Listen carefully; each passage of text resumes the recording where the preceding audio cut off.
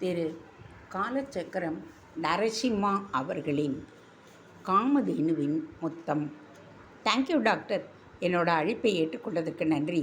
Sandeep Shankar doctor நரேனின் கையை குலுக்கி வரவேற்றான். Pleasure is mine என்றபடி இருக்கையில் அமர்ந்தார் நரேன். என்ன ஆர்டர் செய்யட்டும்? சந்தீப் கேட்டான். லைட்டாக போதும் சந்தீப். முதல்ல சாலட் மசாலா பப்பட் சொல்லு, அப்புறமா பார்க்கலாம். நரேன் சொல்ல சந்தீப் தனக்கும் அவற்றையே ஆர்டர் செய்தான். சொல்லு சந்தீப், என்ன விஷயம்? எதுக்காக இந்த லஞ்ச் மீட்டிங்? தன் தொண்டையை செருமிக்கொண்டே பேச துவங்கினான் சந்தீப். டாக்டர் நரேன், கொஞ்ச நாளைக்கு முன்னாடி நான் தொழிலதிபர் நித்யமூர்த்தியின் மகள் சுபாங்கியை பார்த்தேன். பார்த்ததுமே அவளை பிடிச்சி போச்சு. அவகிட்ட ப்ரப்போஸ் பண்ணினேன். அவளுக்கும் என்னை பிடிச்சி போச்சு. ஆனால் அவள் நித்யமூர்த்திக்கு ஒரு சத்தியம் செஞ்சு கொடுத்துருக்காளாம். அவர் சம்மதிச்சாதான் என்னை கல்யாணம் பண்ணிப்பேன்னு சொல்லியிருக்கார். இப்போ நாங்கள் 2 பேரும் கல்யாணம் செய்து கொள்வது நித்யமூர்த்தி கையில் தான் இருக்குது. அவரோட டாக்டர் நீங்கள். உங்கள் மேலே அவர் ரொம்ப மரியாதை வச்சுருக்காருன்னு எனக்கு தெரியும். அதனால தான் நீங்கள் எப்படியாவது அவரை சம்மதிக்க வைக்கணும், சந்தீப் கூறினான். சாரி சந்தீப், இதுக்காக தான் லஞ்ச் மீட்டிங்னு நீ சொல்லியிருந்தா நான் வந்தே இருக்க மாட்டேன். It is not my job. நீயே உன் திறமையால் அவரை கன்வின்ஸ் செஞ்சுருக்கணும், நரேன் சொன்னார். முயற்சி பண்ணேன் டாக்டர். அவருக்கு என்னை பிடிக்கலை. ஏன் பேட்டிங் கூட அவருக்கு பிடிக்கலை. அவரை எப்படி கன்வின்ஸ் பண்ணுறதுன்னு எனக்கு தெரியலை. சந்தீப் அவரை பரிதாபத்துடன் பார்த்தான். லுக் சந்தீப், என்னோடய லைஃபே என்னால் அமைச்சிக்க முடியல. உனக்கு எந்த விதத்தில் ஹெல்ப் பண்ண முடியும்னு எனக்கு தெரியலை. டாக்டர், ஐ சின்சியர்லி லவ் சுபாங்கி. அது ஒன்று தான் எனக்கு குவாலிஃபிகேஷன், சந்தீப் சொன்னான். நரேன் யோசித்தார். சரி, நான் உனக்கு உதவி செய்கிறேன். ஆனால் ஒரு கண்டிஷன். நீ உன்னுடைய கேம்லேயே கவனம் செலுத்து. வரப்போகிற ஆஸ்திரேலியா டூர் செய்கிற நம்ம இந்தியன் ஸ்குவாடில் உன் பேர் இருக்கும்படியாக செஞ்சால் நான் நித்திக்கிட்டே பேசி கல்யாணத்துக்கு ஏற்பாடு செய்கிறேன். உனக்காக பறிஞ்சு பேசுகிறதுக்கு எனக்கு ஏதாவது ஒரு ஹோல்டு கிடைக்கணும்ல. ஆஸ்திரேலியா போகிற டீமில் உன் பேர் இருக்குன்னு தெரிஞ்சால் அடுத்த நிமிஷமே நான் கல்யாணத்துக்கு ஏற்பாடு பண்ணிடுறேன், நரேன் சொன்னார். டன் என்றான் Sandeep. Mumbai marine drive hotel Trident மாடியின் உச்சியில்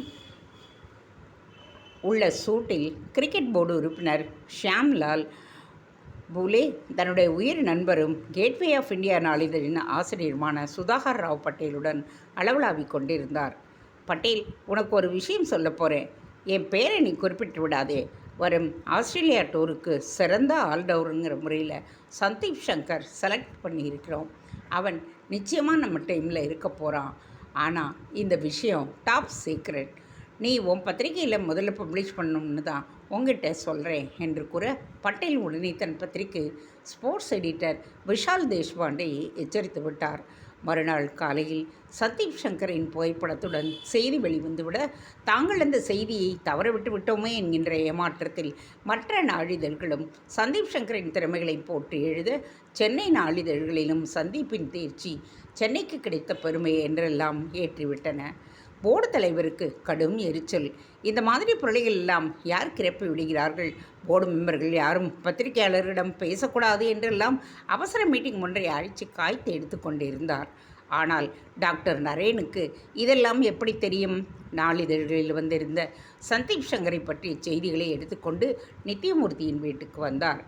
பையன் பெரிய லெவலுக்கு போய்கிட்டு இருக்கான். அவனுக்கு கேப்டன்சி கூட கிடைக்க வாய்ப்பு இருக்கிறது. அவன் மேல் உறுதியான காதலை கொண்டிருந்தும் உனக்கு தந்திருக்கின்ற சத்தியத்துக்காக சுபாங்கி அவனை பார்ப்பது கூட கிடையாது. உன் ஒரே பெண்ணுக்காக இதை கூடவா நீ செய்ய மாட்டாய் என்று நித்யமூர்த்தி வருத்தெடுத்தார் நரேன். அமைதியாக கையை கட்டிக்கொண்டு தலை குனிந்து மாடிப்படியில் சாய்ந்து நின்று கொண்டிருந்த சுபாங்கியை ஒரு கணம் வெறித்து பார்த்தார் நித்யமூர்த்தி. தாயில்லாத அந்த பெண்ணின் விருப்பம் அதுவாக இருந்தால் செய்து கொண்டு போகட்டும், அவள் தழைத்தபடியே நடக்கட்டும் என்று நினைத்தார். ஓகே டாக்டர், அவள் விருப்பப்படியே நடந்து விடட்டும், நித்தி சொன்னதும் சுபாங்கி ஓடோடி வந்து தந்தையின் பக்கத்தில் அமர்ந்து அவரது கன்னத்தில் முத்தம் ஒன்றை பதித்தாள். என்னை தப்பாக நினைக்காதே வித்யா, என் பொண்ணு சந்தோஷந்தான் எனக்கு முக்கியம். சந்தீப்பையே கல்யாணம் பண்ணிக்கொன்னு பச்சை கொடி காட்டிட்டேன். வாழ போகிறது அவதானே. இதனால் நீ ஒன்றும் கோச்சிக்கிட்டு இந்த அண்ணனை கழட்டி விட்டு விடாதே. நித்யமூர்த்தி தன் தங்கை வித்யாவுக்கு ஃபோன் செய்து விளக்கினார். நோ ப்ராப்ளம் அண்ணா, அவள் எனக்கும் பெண் மாதிரி தான் என்று தைரியமாக அண்ணனிடம் சொல்லிவிட்டாலே தவிர வித்யாவதியால் விஷயத்தை ஜீரணிக்க முடியவில்லை. நிகேத்துக்கு ஃபோன் செய்தாள். என்னடா நிகேத், சுபாங்கி பொண்ணு திடீர்னு இப்படி பண்ணிட்டா வருத்தத்துடன் பிள்ளையிடம் சொன்னான். நீ கவலைப்படாதம்மா, ஒரு வருஷத்துக்குள்ளே அந்த சந்திப்பை உதறிவிட்டு என்கிட்ட ஓடி வருவா பாரு, அவள் எனக்காகவே பிறந்தவம்மா நிகேத் சொன்னான். கல்யாண ஏற்பாடுகளை டாக்டர் நரேன் உதவியோடு செய்து கொண்டிருந்தார் நித்யமூர்த்தி. பாவம், அவர்களுக்கு தெரிய நியாயமில்லை. Cricket board member Shyamlal Phule, Hindi பட தயாரிப்பாளர் பப்பட்லால் புலேயின் அண்ணன் என்பது அவரது படத்தில்தான் தான்யா சௌத்ரி கதாநாயகியாக நடித்து வந்தாள். எக்கனாமிக்ஸ் ப்ரொஃபஸர் குருராஜன் அரை நாள் லீவ் போட்டுவிட்டு கிளம்பிட்டார். ஸோ நாம் மத்தியானம் ஃப்ரீ, கிளம்புங்க, ஏதாவது சினிமாவுக்கு போகலாம். கிளாஸ் லீடர் சாருலதா வந்து அறிவித்ததுமே மாணவிகளுக்கிடையே பலத்த ஆரவாரம். சினிமா போகிறதை பற்றி பிரச்சனை இல்லை, ஆனால் தேனுகா வந்தால் தான் நான் வருவேன். கன்னிகா கூற அனைவரும் தேனுகாவையே ஆவலுடன் பார்த்தனர். சாரி ஃப்ரெண்ட்ஸ், எங்கள் வீட்டில் திட்டுவாங்க. வழக்கமான பிளாக்கணத்தை பற்றி தேனுகா பாடினாள்.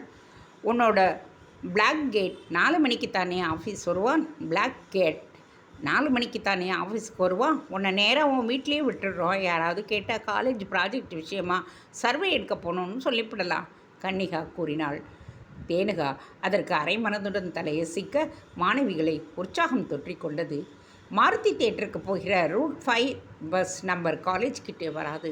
இப்போ கிளம்பினாதான் நாம் பஸ் ஸ்டாண்டுக்கு நடந்து போய் 5ஆம் நம்பர் பஸ்ஸை பிடிக்க முடியும். படம் ஆரம்பிக்கிறதுக்குள்ளேயே போயிடணும். கிளம்புங்க, சாருலதா உத்தரவு போட அரை டஜன் மாணவிகள் உடனே கிளம்பினர். நமக்கு டிக்கெட் கிடைக்குமாடி, மஞ்சு என்கின்ற பெண் சந்தேகத்தை எழுப்ப கன்னிகா அவளை அலட்சியமாக நோக்கினாள். நம்ம கொடுத்தா அதிர்ஷ்ட தேவதை தேனுகா வராளே, காமதேவின் அவதாரம். இல்லைங்கிற வார்த்தையே அவன் நம்ம கூட வரும்போது இருக்காது. கன்னிகா கூறுவதை பாராட்டாக எடுத்துக்கொள்வதா அல்லது அது கேலியா என்று புரியாமல் குழம்பினாள் தேனுகா. இந்த உடான்ஸ் எல்லாம் கோவூரோட நிறுத்திக்க எனக்கு இதிலெல்லாம் நம்பிக்கையே இல்லை, இன்மொழி என்கின்ற பெண் முகத்தை சுளித்தாள். ஓஹோ, நீ பிளாக் சட்டை பார்ட்டி இல்லை, நீ இருக்கிறதையே நான் மறந்துட்டேன். நீ அப்படித்தான் பேசி ஆகணும். தேனுகா நம்ம கூட இருக்கிறதால தான் நமக்கு எல்லோருக்கும் எல்லாமே பாசிட்டிவாக நடக்குது. நம்ம காலேஜில் எல்லா டிபார்ட்மெண்ட் பசங்களும் அட்டண்டன்ஸ் போதாதுன்னு காம்பன்சேஷன் கட்டினாங்க. நம்ம செக்ஷனை மட்டும் தப்பிச்சிடுச்சு, ஞாபகம் இருக்குல்ல? கன்னிகா சொன்னதும் இன்மொழிக்கு ரோஷம் பொத்து கொண்டு வந்தது. பார்க்கலாமா?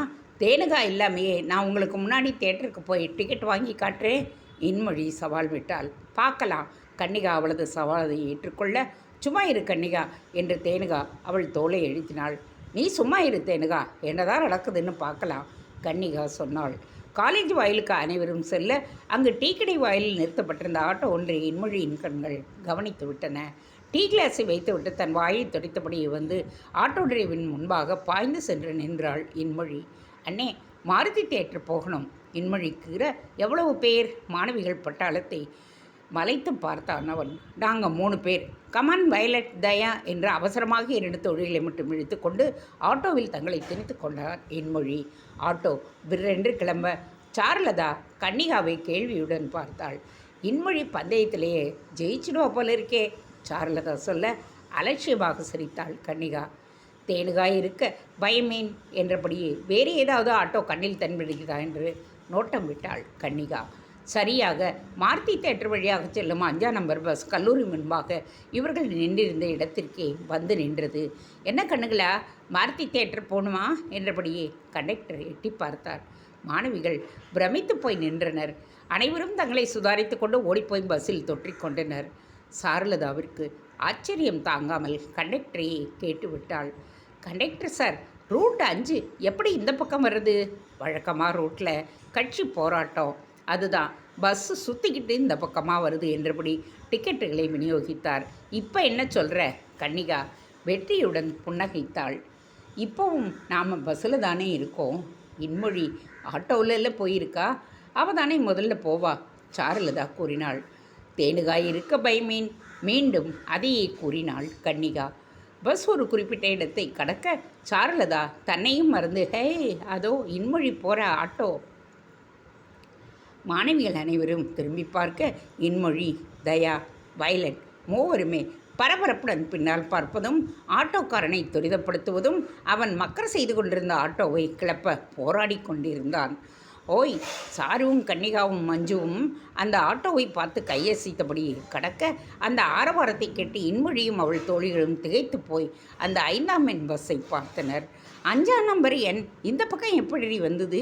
தனக்குள் முணுமுணுத்தாள் இன்மொழி குழுவினருக்கும் சேர்த்து டிக்கெட்டுகளை எடுத்தாள் கன்னிகா. பிறகு மூவரும் மற்றவர்களுக்காக காத்திருந்தனர். தொங்கிப்போன முகத்துடன் ஒரு வழியாக வேறு ஆட்டோவில் வந்து சேர்ந்தனர் இன்மொழி, வயலட் மற்றும் தயா. உங்களுக்கு எப்படி 5ஆம் நம்பர் பஸ் கிடைச்சதுடி? இன்மொழி கேட்டாள். நான் தான் சொன்னேனே, அதிர்ஷ்ட தேவதை தேனுகா இருக்கிற வரைக்கும் எல்லாம் நம்மளுக்கு சாதகமாகத்தான் இருக்கும். வெற்றியை களமிட்டாள் கன்னிகா. நடந்ததை பார்த்தா நம்பத்தான் வேண்டி இருக்கு. தோல்வியை ஒப்புக்கொண்டாள் இன்மொழி. தேனுகா அனைவருக்கும் கோன் ஐஸ்கிரீம் வாங்கினாள். இன்மொழியும் வயலட் மற்றும் தயாவும் தங்கள் கோன்களை வாங்கி கொண்டு லிஃப்டை நோக்கி நடந்தனர். ஏற்கனவே லிஃப்டை உபயோகிக்க எண்ணி ஒரு கும்பல் காத்திருந்தது. லிஃப்டின் மேல் சிவப்பு ஒளி எண் 2இல் மினுமினுத்து கொண்டிருந்தது. லிஃப்ட் நகரும் வழி காணோம். லிஃப்ட் ஜாம் ஆகிவிட்டது என்று கும்பலில் ஒருவர் அறிவிக்க வயலட் கன்னிகாவை பார்த்து கத்தினாள். கன்னிகா, லிஃப்ட் ஜாம் ஆகிடுச்சான். நான் இன்மொழி தயாவோட முன்னாடி போகிறேன், நீங்கள் பே பண்ணிட்டு வாங்க என்றபடி கோன் ஐஸ்கிரீமை சுவைத்தபடி மூவரும் 3 மாடிகளை ஏறத் துவங்கினர். ஐஸ்கிரீம் விற்பனையாளருக்கு பணத்தை கொடுத்துவிட்டு லிஃப்டை கடக்கும் பொழுது லிஃப்டின் கதவு திறந்து இவர்களை அழைத்தது. தேனுகா, கன்னிகா, சாருலதா, மஞ்சு நால்வரும் அலுங்காமல் நலுங்காமல் 3ஆம் மாடியை அடைந்து மற்றவர்களுக்காக காத்திருந்தனர். 3ஆம் மாடியை அடைந்த இன்மொழியை மற்றவர்களும் இவர்களை பார்த்ததும் உறைந்து போய் நின்றனர். என்னடி லிஃப்ட்லியா வந்தீங்க? தயா கேட்டாள். ஆமாம், தேனுகா இருக்க பயமேன்? கன்னிகா சிரித்தபடியே சொன்னதும் மற்றவர்களின் முகத்தில் ஈ ஆடவில்லை. அனைவரும் தங்கள் இருக்கைகளை நோக்கி நடந்தனர். எப்பொழுதும் ஒன்றாகவே இருக்கும் இன்மொழி, வயலட் மற்றும் தயா முதல் 3 இருக்கைகளில் அமர்ந்துவிட அடுத்து மஞ்சு, சாருலதா கன்னிகாவுக்கு பக்கத்து சீட்டில் அமரலாம் என்று முன்னேறிய தேனுகா சற்று தயங்கினாள். அவளது பக்கத்து இருக்கையில் ஒரு வாலிபன் அமர்ந்திருந்தான். சற்று கூர்ந்து கவனித்ததில் அவன் காமேஷ் என்பதை அறிந்ததும் அவளுடைய இதயம் படபடத்தது. அவன் அருகில் அமர்ந்தால் தான் படம் பார்க்கப் போகின்றோம். மனதிற்குள் ஒருவித உற்சாகம் தோன்ற யோசித்தபடியே நின்றாள். காமேஷ் மனதில் கோவில் மாமரத்தடி காட்சிதான் படமாக ஓடிக்கொண்டிருந்தது. ஏதோ சிறு பெண் பேசிவிட்டாள். அதற்காக தன் இரும்பு கையால் அவள் கன்னத்தில் தாக்கியிருக்க வேண்டாம். வலித்திருக்குமோ என்னவோ என்று தன்னைத்தானே நொந்து கொண்டுபடியே இருந்தவன் தன் பக்கத்து இருக்கையில் ஒரு பெண் உட்கார தயங்கி நின்று கொண்டிருப்பதை உணர்ந்தான். சட்டென்று எழுந்து கொண்டு விச்சுவை எழுப்பி தன் இருக்கையில் அமர்த்திவிட்டு பிறகு விச்சுவின் இருக்கையில் தான் அமர்ந்து கொண்டான். தேனுகா சற்றே ஏமாறத்துடன் தன் இருக்கையில் அமர்ந்தாள். படம் துவங்கிவிட்டது. அவளது மனம் திரைப்படத்தில் ஒன்றவில்லை. காமேஸ்வரனின் கம்பீரமான தோற்றத்தை ஓரக்கண்ணால் கவனித்தபடியே இருந்தாள். அவனோ முகத்தில் எந்தவித உணர்வுகளும் இன்றி படத்தை பார்த்து கொண்டிருந்தான். தேனுகா ஜாடையாக தன் மனப்புறமாக பார்க்க கன்னிகா படத்தில் ஆழ்ந்து போயிருந்தாள். இது அவளுக்கு சற்றே தைரியத்தை தர மெதுவாக விச்சுவின் பக்கமாக நிதானமாக சாய்ந்தாள். பிறகு மெதுவான குரலில் பேசினாள். காமேஷ், நான் தான் தேனுகா, என்னை மன்னிச்சிடுங்க. நான் உங்களை அப்படி பேசி இருக்கக்கூடாது என்று கூற படத்தை பார்த்து கொண்டிருந்த காமேஷ் விச்சு அருகே அமர்ந்திருக்கும் பெண் தன்னுடன் பேச்சு கொடுப்பதை கண்டு திரும்பியவன் அது தேனுகா என்பதை அறிந்து அசந்து போனான். காமேஷ், என்னை மன்னிச்சிடுங்க. நான் உங்களை புண்படுத்துகிற மாதிரி பேசினது தப்பு தான். அவள் கண்களில் கண்ணீர் மின்னிப்பதை அந்த இருளிலும் கண்டுகொண்டான் காமேஷ். சின்ன விஷயத்தை தான் பெரிதுபடுத்தி விட்டோம் என்கின்ற குற்ற உணர்ச்சியில் இருந்தவன் ஊரே தெய்வமாக கருதும் ஒரு பெண்ணை அழ வைத்து விட்டோம் என்பதை புரிந்து அதிர்ந்து போனான். நீதான் என்னை மன்னிக்கணும் தேனுகா, நான் உன்னை அடித்தது தான் தப்பு என்றான். சரியாக பக்கத்தில் கிசுகிசு என பேச்சு சத்தம் கேட்க கன்னிகா வியப்புடன் தேனுகாவை கிள்ளினான். என்னடி, யார் அந்த பையன்? அவனோட என்ன பேச்சு உனக்கு? சி, எங்கள் கணக்கு பிள்ளையோட மகன். நான் சினிமாவுக்கு வந்ததை அவன் அப்பா கிட்ட சொல்லாத, அப்புறம் என் குடும்பத்து விஷயம் தெரிஞ்சிடும்னு சொன்னேன். தேனுகா சமாளித்தாள். அப்பொழுதுதான் கன்னிகா தேனுகாவின் முகத்தை கவனித்தாள். ஏண்டி இதுக்கு போய் பயந்துக்கிட்டு அழுதியா என்றவள் குனிந்து காமேஷை அழைத்தாள். ஏய் மிஸ்டர், தேனுகாவை நான் தான் சினிமாவுக்கு பலவந்தமாக இழுத்துக்கிட்டு வந்தேன். அவள் வீட்டுக்கு போய் சொன்னால் சொல்லிக்கோ, அவளோட அதிர்ஷ்டமே அவளை காப்பாற்றிக்கும், தெரிஞ்சுக்க என்று மிரட்டினாள் கன்னிகா. சும்மா இருடி, தேனுகா அவளை அடக்கினாள். சந்தேகமில்லாமல் உங்கள் தோழி அதிர்ஷ்டசாலி தான்.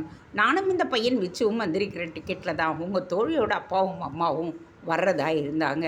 கடைசி நிமிஷத்துல அவங்களுக்கு வேறு வேலை வந்துட்டதால் அந்த டிக்கெட்டை எங்கள் அப்பா கிட்டே கொடுக்க அவர் எங்கிட்ட கொடுத்தாரு.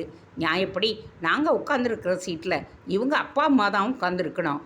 இதிலேருந்தே தெரியுதுங்க உங்கள் தோழி பெரிய அதிர்ஷ்டசாலி தான்னு காமேஷ் அலட்சியமாக கூறினான். தேனுகா மௌனமாக தன் இருக்கையில் சாய்ந்தாள். காமேஷ், தேனுகா இருவருக்குமே படத்தில் மனம் ஒன்றவில்லை. இவ்வளவு பெரிய பேரழகி தன்னிடம் மன்னிப்பு கேட்டு தன்னை ஒரு பொருட்டாக நினைக்கிறாள் என்பதே அவனுக்கு அதிசயமாக இருந்தது. பக்கத்தில் இருந்த விச்சுவை கண்காணிப்பதைப் போல தேனுகாவின் பக்கமாக திரும்பி அவளை அப்பொழுது நோட்டம் விட்டான். தேனுகாவும் அவளை அவ்வப்போது திரும்பி பார்த்து கண்களால் அவனை படம் பிடித்து கொண்டிருந்தாள். ஒரு சமயத்தில் தேனுகாவின் கண்களும் காமேஷின் கண்களும் சந்தித்துவிட பிறகு அந்த 2 ஜோடி கண்களும் திரையின் பக்கம் திரும்பவே இல்லை. ஈசிஆர் சாலை கான்ஃப்ளூயன்ஸ் என்கின்ற அந்த பிரம்மாண்டமான கட்டிடத்தில் சுபாங்கியின் திருமணத்தை நடத்த நிச்சயித்திருந்தார் நித்தியமூர்த்தி. தில்லி, பம்பாய், கொல்கத்தா, பெங்களூர், குஜராத் என்று வடக்கு மேற்கு கிழக்கு என்று பல பகுதிகளில் இருந்தும் அரசியல்வாதிகள், தொழிலதிபர்கள், கிரிக்கெட் வீரர்கள், நடிகைகள், இதர விளையாட்டுத்துறையைச் சேர்ந்தவர்கள், பத்திரிகையாளர்கள், சமூக ஆர்வலர்கள் என்று பல செலிபிரிட்டிகள் வரக்கூடும் என்பதால் ஃபிஷர்மேன்ஸ் கேவில் தங்கி மகாபலிபுரம் வரையில் இருந்த ரிசார்ட்டுகள், ஹோட்டல்கள், கெஸ்ட் ஹவுஸ்கள் எல்லாவற்றையும் வளைத்து போட்டிருந்தார் நித்தியமூர்த்தி. இன்டீரியர் டெக்கரேஷன் நிறுவனமான தனது நோவா அலுவலகத்தைச் சேர்ந்தவர்களை கொண்டு மணமேடையை பிரம்மாண்டமாக அலங்கரிக்க துவங்கியது. கல்யாண நாள் நெருங்க நித்தியமூர்த்தி நிகேதை தன் மகள் நிரார்த்திவிட்ட ஏமாற்றம் பெண்ணுக்கு நகர்ந்து கொள்ள தன்னுடைய ஒரே மகள் திருமணம் என்பதால் ஆடம்பரமாக அதை நடத்துவதற்கு புது புது யுக்திகளை கையாண்டிருந்தார். கல்யாண அரங்கத்துக்குள் நுழையும் வாயில் அருகே ஒரு புதிய ஆடி Q7 காரை வாங்கி நிறுத்தியிருந்தாள். சிவப்பு நிறத்தில் மின்மினுத்த அந்த காரை கண்டு மலைத்து போய் நின்றாள் சுபாங்கி. என்னென்ன அடி இது? புதுமண தம்பதிகளுக்கு என்னோட பரிசு என்று நித்தியமூர்த்தி சொன்னதும் நெகிழ்ந்து போயவரை கட்டிக்கொண்டாள் சுபாங்கி. திருமணத்திற்கு 2 நாள் முன்பே பலவந்தமாக டாக்டர் நரேன் தன்னுடன் தங்க வைத்து கொண்டு விட்டார் நித்தியமூர்த்தி. என் வீட்டு கல்யாணத்தில் தங்கி பழக்கமெல்லாம் இல்லையடா, நான் முகூர்த்த டைம்லேயே வரேனே என்று கெஞ்சி பார்த்தார் நரேன். நத்திங் டூயிங், இந்த கல்யாணத்துக்கே நீதான் காரணம், உன்னை விடமாட்டேன் என்று டாக்டர் நரேனையும் தங்கை வித்யாவதியையும் கடத்தி கொண்டு வந்து விட்டார். நரேனின் அக்கா அம்சவர்தினியும் புரொஃபஸர் வனமாலியையும் மகள் சுபாங்கியுடன் தானே நேரில் சென்று திருமணத்திற்கு அழைத்தார். தன் மகன் நிகேத்தை சுபாங்கி திருமணம் செய்து கொள்ள மறுத்துவிட்டாளே என்கின்ற ஆதங்கத்தை மறந்துதான் வித்யாவதி திருமண நிகழ்வுகளில் கலந்து கொண்டாள். ஆனால் அண்ணன் நித்தி தண்ணீராக பணத்தை செலவழிப்பதைக் கண்டதும் மீண்டும் அவ்வப்பொழுது அவளுக்குள் ஒரு ஏமாற்றம் தலை தூக்கியது. சமையல்கார நாகரத்தினமா பரபரப்புடன் எங்குமங்கும் ஓடி கல்யாண வேலைகளை கவனித்து கொண்டிருந்தாள். அதை கண்டதும் புருவத்தை உயர்த்தினாள் வித்யாவதி. என்ன மாயம் இது? எக்ஸ்ட்ராவாக ஒரு பாயசம் சொன்னதாலே முகத்தை தூக்கி வச்சுப்பா, இப்போ என்னடா நான் ஓடி ஆடி வேலை செய்கிறாளே, அதுவும் சிரிச்சுக்கிட்டே வித்யாவதி கேட்டாள். மாப்பிள்ளைக்கு ஆடிக்கார் வாங்குறதுக்கு முன்னாடி ஆடி சேலில் அந்த அம்மாவுக்கு 15,000 ரூபாயில் ஒரு பட்டுப்புடவை வாங்கி கொடுத்துட்டேன். போனஸ் ஒரு 25,000 ரூபா. அதனால தான் இந்த மாற்றம் நித்தியமூர்த்தி சொல்ல சுபாங்கி கலகலவென்று சிரித்தாள். கல்யாண நாள் வந்தது. மாப்பிள்ளையின் தரப்பில் அவனுக்கு மிகவும் நெருக்கமான மும்பை கிரிக்கெட் பிளேயர் கேதன் ஷா, நடிகர் அனூப் மற்றும் தான்யா தான் அங்கும் இங்கும் ஓடிக்கொண்டிருந்தனர். ரிப்பனால் கட்டப்பட்டு பூங்கொத்தை நீக்கப்பட்டு வெளியே நிறுத்தப்பட்டு இருந்த அந்த ஆடி Q7 தான்யா, அனூப், கேத்தன் மூவருமே சுற்றி சுற்றி வந்து பார்த்தார்கள். அப்பொழுதே தானும் சந்தீப்பும் அந்த காரில் பவனி வருவது போல் கனவு கண்டாள் தான்யா சௌத்ரி. மாப்பிள்ளைக்கு ஆடிக்கார் பரிசு பாரு, சற்றே பொறாமையுடன் கேத்தன் ஷாவிடம் கூறினான். அனூப் கிண்டலாகச் சிரித்தான். சந்தீப் கிரிக்கெட் விளையாடி ஆடிக்காரை ஜெயிக்க முடியாதுன்னு அவன் மாமனாருக்கு தெரியும் போல இருக்கு, அதுதான் கல்யாண பரிசாவை கொடுத்துட்டார் என்றதும் அனூப் கடகடவென்று சிரித்தான். முகூர்த்த நேரம் நெருங்கிவிட்டது. டர்பன் கட்டிய மாப்பிள்ளை சந்தீப் வெண்பட்டு வேட்டிச் சட்டையில் மன்மதனைப் போல் காத்திருக்க, சென்னை மும்பை உள்ளிட்ட அத்தனை அழகு நிபுணர்களாலும் சேர்ந்து அலங்கரிக்கப்பட்ட சுபாங்கி ஒரு தேவலோக கன்னிகையைப் போல் மேடைக்கு வந்தாள். சந்திப்புக்கு மச்சம்பா வாசல்ல ஆடி உள்ள தேவதையா ஒரு லேடி. மொத்தத்தில் செம ஜோடி. கிரிக்கெட் நண்பர்கள் கிண்டல் அடித்து கொண்டு இருந்தனர். கல்யாணத்திற்கு தானியா நடித்த இந்திப்பட தயாரிப்பாளர் பொப்பட்லே போலேவும் வந்திருந்தார்.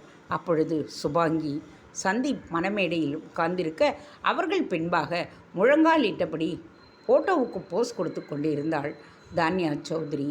தானியாவின் பிஏ சாய்ராம் ஓடோடி வந்தான். மேடம், பொப்பட்லால் வர்றாரு என்றவுடன் தானியா நக்கலான சிரிப்புடன் சந்தீப்பை பார்த்தாள். சந்தீப், விவிஐபி கெஸ்ட் வர்றாராம், பொப்பட்லால் பூலே. அவரும் அவர் அண்ணன் ஷியாம்லால் பூலே இல்லைன்னா இந்த கல்யாணம் நடந்திருக்காதில்லை. அவனுக்கு மட்டும் கேட்கும்படியாக சொல்லிவிட்டு பொப்பட்லாலை வரவேற்கச் சென்றாள் தானியா. முகூர்த்த நேரம் நெருங்கி சந்தீப் சுபாங்கியின் கழுத்தில் மங்கள நாணை பூட்டினான்.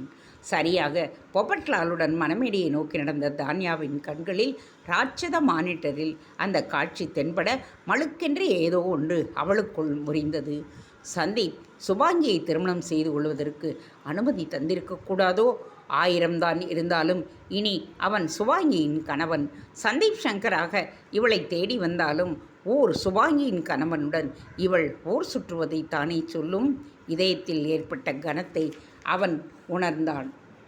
அந்த சமயத்தில் மற்றொரு இதயமும் அந்த திருமண காட்சியை பார்த்து மன உளைச்சில் தவித்து கொண்டிருந்தது. வித்யாவதி தனக்கும் நித்திக்கும் சொந்த மாமனான ராகவானந்தத்திடம் புறம்பிக் கொண்டிருந்தாள். அந்த சந்தீப் உட்கார்ந்துருக்கிற இடத்துல நியாயமாக என் பிள்ளை நிகேத் உட்கார்ந்துருக்கணும், எல்லாமே தலைவிதி என்று புறம்பிக் கொண்டிருந்தாள். யார் பெண்டாட்டியை யார் கட்ட முடியும்? வித்யா, கவலைப்படாதே, கடவுள் போட்ட முடிச்சு எதுவோ அதுதான் நடக்கும் என்று அவளை சமாதானப்படுத்தினார் ராகவானந்தம். இந்த கல்யாணம் நடக்கிறதுக்கு நீ தான் காரணம். நீ முதல்லையே தம்பதிகளை ஆசீர்வாதம் பண்ணிடா. நித்யமூர்த்தி நரேந்திரநாத்தை மேடைக்கு அழைத்தார். தானியா நரேனை அலட்சியமாக பார்த்தாள். இந்த கல்யாணத்தை நடத்த இவரா காரணம்? பொப்பட்லாலும் அவருடைய அண்ணன் தான் காரணம். தானியா மனதிற்குள் நினைத்தாள். இந்த கல்யாணம் நடந்ததுக்கு டாக்டர் நரேன் காரணமில்லை.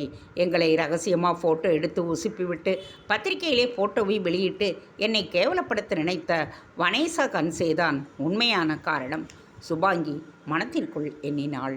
அன்று இரவு கல்யாணம் முடிந்ததா என்பதை விசாரிக்க நிகேத் தன் தாய்க்கு ஃபோன் செய்தான். கல்யாண விவரங்களை வித்யாவதியிடம் கேட்டறிந்தான் நிகேத். ரிசப்ஷனுக்கு முன்னாடி அந்த ஆடி காரில் தம்பதிகள் ஊர்வலமாக வந்தாடா. ஈசிஆர் ரோடில் அந்த ரோடே அதிர்ந்து போச்சுடா என்று வித்யா சொல்லிவிட்டு மகனை சமாதானப்படுத்தினாள். விட்டு தள்ளிடா நிகேத், யார் பெண்டாட்டியை யார் கட்ட முடியும்? காலையில் மாமன் ராகவானந்தம் முதிர்த்திருந்த அதே வசனத்தை ஒப்புவித்தாள் வித்யாவதி. இல்லைம்மா, சந்தீப் பொண்டாட்டியை இந்த நிகேத் கட்டி காட்டுவாம்மா என்றபடியே ஃபோனை கட் செய்திருந்தான் நிகேத்.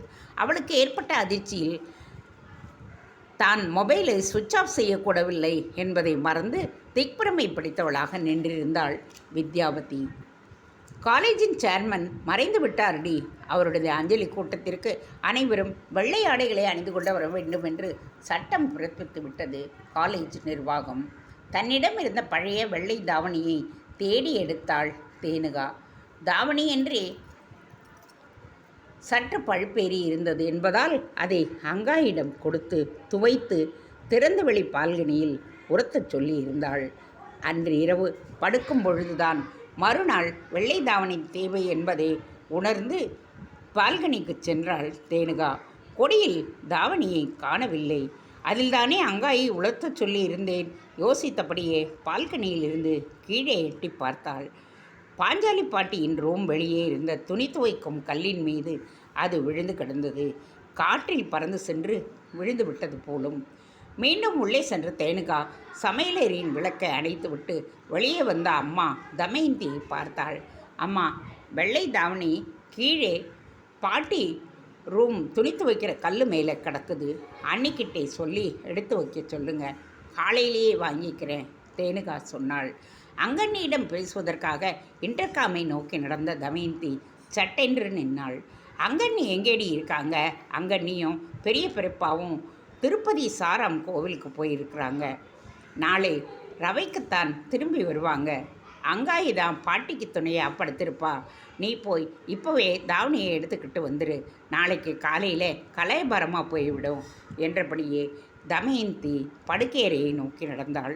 தேனுகா தங்களின் குடியிருப்பு கதவை திறந்து கொண்டு லிஃப்டில் கீழே இறங்கினாள்.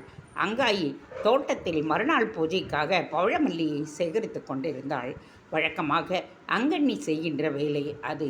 அவள் தன் போரகத்தி கற்பகத்திடம் அந்த வேலையை செய்யும்படி சொல்லியிருந்தாள். பூ பறிப்பதற்காக கீழே செல்வதற்கு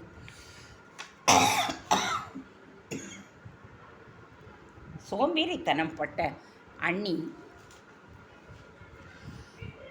அங்காயியை அழைத்து அந்த பணியை செய்ய சொல்லியிருந்தாள். தேனுகா தன் தாவணியை எடுப்பதற்காக கீழ்ப்போர்ஷனுக்குள் நுழைந்த பொழுது அங்கே ஆள் அரவரமின்றி ஹோவென்று இருந்தது. ஹாலை கடந்து போர்ஷனின் பின்புறத்தை நோக்கி சென்றாள் தேனுகா. தாழ்வாரத்தை கடந்து பாஞ்சாலி பாட்டியின் அரைவாசலில் இருந்த தாவணியை எடுக்க குனிந்த பொழுதுதான் கிசு கிசுவென்ற அந்த குரல் கேட்டது. ரேணுகா வந்துட்டியா? திகைத்தபடியே திரும்பி பார்த்தாள் தேனுகா. பாஞ்சாலி பாட்டித்தான். இவளை பார்த்து மலர்ச்சியாக கண்கள் விரிந்திருக்க, முகமெல்லாம் ஆனந்தம் கொப்பளிக்க, வாய் நிறைய புன்னகையுடன் ஜன்னல் கம்பி வழியாக பார்த்து கொண்டிருந்தாள். பாட்டி, நான் ரேணுகா அத்தை இல்லை, தேனுகா, உங்கள் கடைசி மகன் குணசேகரனோட பொண்ணு. தேனுகா முறிவெளித்தபடியே ஜன்னலின் அருகே சென்றாள். தெரியுண்டி செல்லம், என்னை பொறுத்த வரைக்கும் ரேணுகா தான் திரும்பி வந்து ஒரு ரூபத்திலே இருக்கா. வாடி செல்லம், உள்ளே வந்து பாட்டியோட 2 வார்த்தை பேசிட்டு போ. உன்னை நான் கொஞ்சியதே இல்லையே. உன் பெரியம்மா அங்கண்ணி தான் உன்னை என்கிட்டயே சேர்க்கவே விடலையே. பாஞ்சாலியின் ஏக்கம் துணித்த குரல் தேனுகாவை உலுக்கி விட்டது.